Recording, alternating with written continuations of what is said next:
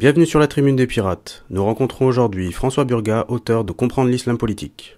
Bonjour François Burgat. Bonjour. Trouvez-vous normal que le président ainsi que 3 candidats aux élections présidentielles soient présents au dîner du CRIF? Dans l'atmosphère de la République française, c'est pas surprenant.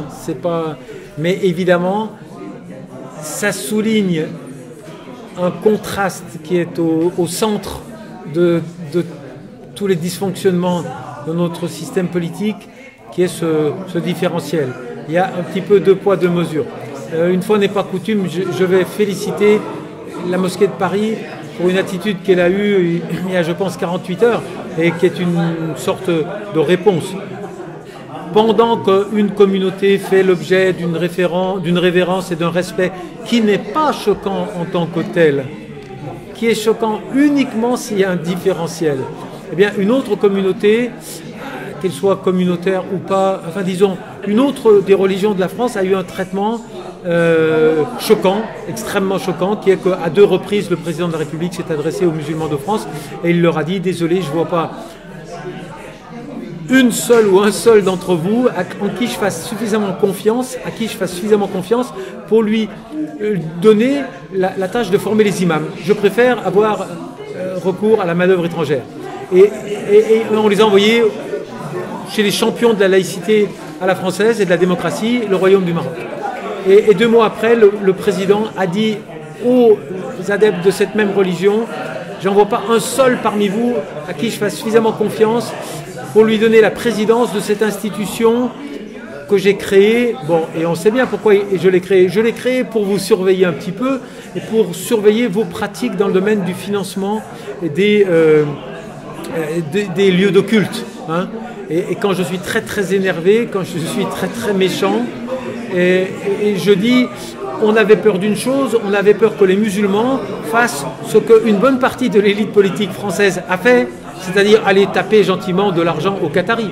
Hein. Et si les musulmans avaient tapé un peu d'argent pour que des lieux de culte soient dignes de leurs fonctions et de ceux qui les fréquentent, et qu'on puisse sortir un petit peu les musulmans des ghettos du culte actuel, ça c'était dangereux, ça allait nourrir la radicalisation. Hein. Mais quand une très solide poignée de la haute élite politique française va faire les poches des Qataris à Paris, ça choque personne. Et donc, effectivement, moi je pense qu'il est très très bien que l'élite politique se manifeste dans chaque circonstance communautaire comme le dîner du CRIF. Il ne faut pas qu'elle fasse exactement le contraire. Il ne faut pas qu'elle emploie un langage de défiance et de stigmatisation à l'égard d'une autre religion. C'est ça qui est inacceptable. Après, le souci, c'est que ce dîner peut influencer les politiques. C'est ça qui peut poser souci un peu, je pense. No comment. De nos jours, tout ce qui est musulman est assimilé à de la radicalité. Vous le dites vous-même, que ce soit Fillon, Keppel ou Fourest, du CCIF à l'EI, tout le monde est un danger. Comment sortir de cette logique ? Il faut une émission de 2 heures, mais je crois que je vous ai déjà répondu. Il faut que les institutions de la représentation politique au sens le plus large du terme fonctionnent mieux en France. C'est-à-dire qu'il faut, encore une fois, que toutes les composantes du tissu national aient le droit à l'expression oppositionnelle dans l'espace public, soit mieux représenté dans les institutions strictement parlementaires, mais aussi, moi, je déverrouillerais la distribution de la parole publique dans les chaînes nationales ou dans les télévisions. C'est déjà là que commence... Mais comment se fait-il que le CCIF est comparé à des islamistes, aux frères musulmans, à l'EI?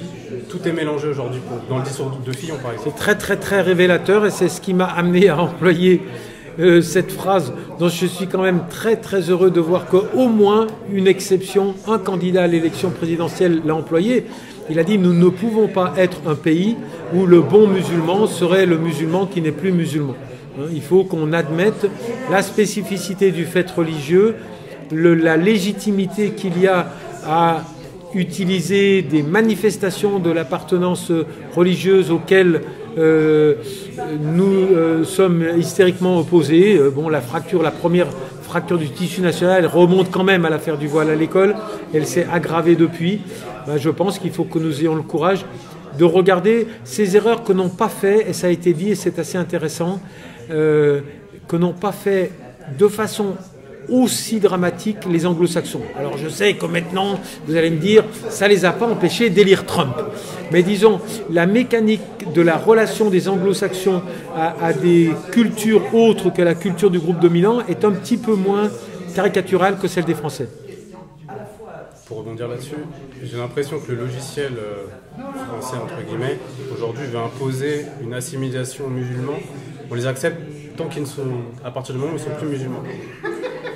Dans le logiciel anglo-saxon qui va beaucoup plus loin, il accepte totalement les différences. Je pense qu'on doit trouver un juste milieu entre les deux. Et est-ce que l'Occident va-t-il renoncer un jour à cette domination qui crée de la radicalité? Ça, c'est le futur, ça, donc je ne sais pas. Je connais un tout petit peu le passé. Jusqu'à présent, il a des difficultés à se départir de son statut de puissance hégémonique. Ça va finir il guerre, faut espérer. Il y a un certain nombre d'observateurs et d'acteurs qui sont bien conscients que nous sommes dans une phase et qu'au lieu de nous la faire imposer, on pourrait l'anticiper un petit peu. Mais c'est vrai que pour l'instant, l'atmosphère du débat électoral ne nous rend pas optimistes, parce que le clivage droite-gauche n'existe plus. Moi, dans le livre, j'ai employé une phrase un peu pessimiste et un peu globalisante. J'ai dit, le problème, c'est pas le Front National. Le problème, c'est que cette partition islamophobe, on va dire pour faire simple, qui est celle du Front National, la gauche la joue à la flûte, la droite la joue au saxo, et le Front National la joue au clairon et au tambour. Mais c'est la même partition. Et on voit bien, par exemple, dans la boîte à outils de lecture du conflit syrien de Marine Le Pen, est la même que celle de Valls, qui est la même que celle de... Non, est la même que celle de Fillon, qui est la même que celle de Mélenchon. Donc on voit bien que les barrières droite-gauche ne sont plus significatives, et que le vrai... paradigme qui recompose le paysage politique, c'est notre attitude à l'égard du monde musulman, aussi bien à l'extérieur qu'à l'intérieur du système politique du territoire national français.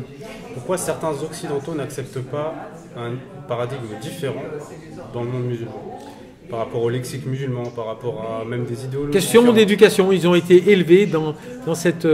ils ont intériorisé qu'il y avait une coïncidence entre l'universel et leur culture héritée.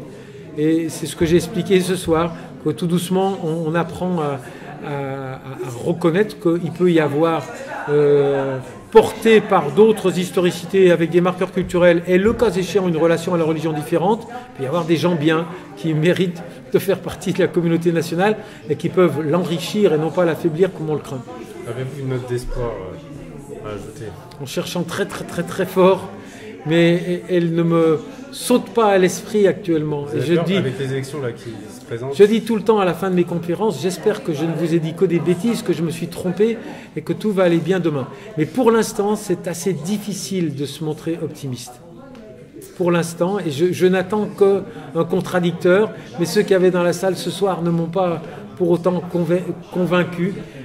J'attends qu'un contradicteur pour me dire que je me trompe et qu'on n'a pas de raison d'être pessimiste. Mais pour l'instant, c'est difficile de ne pas être pessimiste. On finira avec votre sourire et puis à très bientôt. Voilà, c'était optimiste. Merci.